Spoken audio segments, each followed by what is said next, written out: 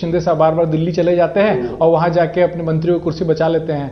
अजीत दादा जाते नहीं हैं, तो हम क्यों जाएं? ऐसा नहीं लगा रहे क्यों जाएं? क्योंकि हमें कोई दबाव थोड़ी हमारे ऊपर है कि इनकी कुर्सी हटाओ या रखो।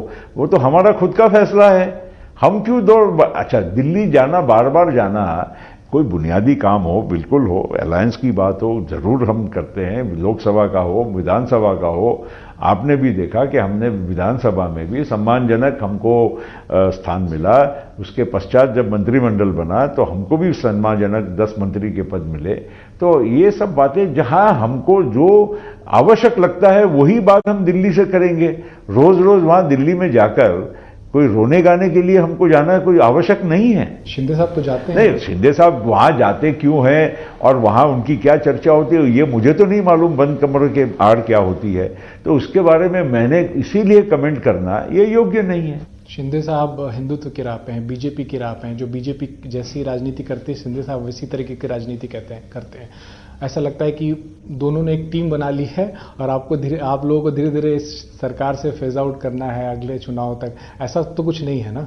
अभी ऐसा है, आप अटकलें लगाइए, भविष्यवाणी करते रहिए। 2029 में जब मोदी जी के नेतृत्व में और देवेंद्र जी के नेतृत्व में महाराष्ट्र में जब हम फिर से चुनाव में पार्टनर बन के जब लड़ेंगे ना, तो ये सब बातें अपने आप स्पष्ट हो जाएगी। दूध का दूध, पानी का पानी। मगर मेरा ये भी कहना है कि अभी तो 3 साल की बात कर रहे हैं ना। मैं तो आज से आपको मैं विश्वास दिलाता हूं कि हमारे और मोदी जी के या एनडीए के जो हमारा गठबंधन है ये बहुत स्ट्रांग रहेगा और इससे भी और अधिक मजबूत आपको नजर आएगा आने वाले दिनों में। महाराष्ट्र की राजनीति में एक बड़ी हलचल हुई जब दोनों ठाकरे बंधु एक साथ आए। बहुत दिनों से कयास लग रहा था कि दोनों साथ में आने वाले हैं, अब दोनों साथ में आ गए हैं। पिछले 5-6 सालों में राज्य में जो हुआ है उससे महाराष्ट्र की जनता तो इस तरीके से कुछ भी राजनीतिक बदलाव आता है तो बहुत ज़्यादा आश्चर्य नहीं होता है। लेकिन आप राजनेता हैं और आप एक पार्टी के वर्किंग प्रेसिडेंट हैं, आपको लगता है कि महाराष्ट्र की राजनीति में इससे आमूलचूल परिवर्तन आने वाला है? देखिए, ठाकरे जी ने, उद्धव ठाकरे की बात कर रहा हूं, जिस दिन उन्होंने कांग्रेस का और एनसीपी का जब उन्होंने साथ लिया उसी दिन से उनकी राजनीति का एक परिवर्तन और एक मोड़ी हो, उसका एक कहा जाएगा यू टर्न की बात हो गई। और उन्होंने अपनी जो बुनियादी जो बात थी वो उन्होंने त्याग दी। तो ये राजनीति तो निश्चित महाराष्ट्र का परिवर्तन हुआ है। और अब उनको अचानक याद आता है कि न मैं मराठी के लिए हूँ, न हिंदू के लिए हूँ, न मैं किसी के लिए हूँ। और अब वो इसीलिए एकदम जिसको कहते हैं कि व्याकुल हो गए हैं। तभी तो उन्होंने राज ठाकरे का हाथ, नहीं तो कोई ऐसा पकड़ने की कोई ऐसी अचानक क्या ज़रूरत पड़ गई।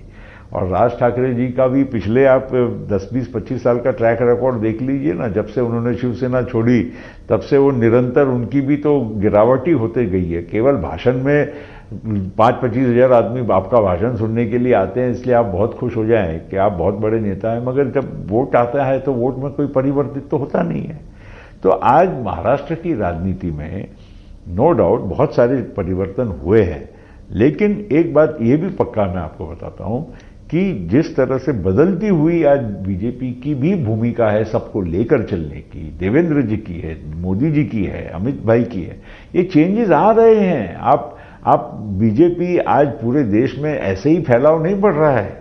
बीजेपी आज बंगाल में भी चैलेंज करने की सिचुएशन में आ गई है। आज तमिलनाडु में भी एक सशक्त पार्टी बन के सामने आने की कोशिश कर रही है, केरल में आ रही है। तो ये केवल ये एक ही मुद्दा और एक ही एजेंडा को लेकर इतनी आगे नहीं बढ़ रही है। ये कहीं आपको ये सोचना भी पड़ेगा कि बहुत बड़ा सोशल इंक्लूजन बीजेपी के तरफ से हो रहा है, तभी वो बीजेपी आज पूरे देश में इतनी तेजी से बढ़ रही है।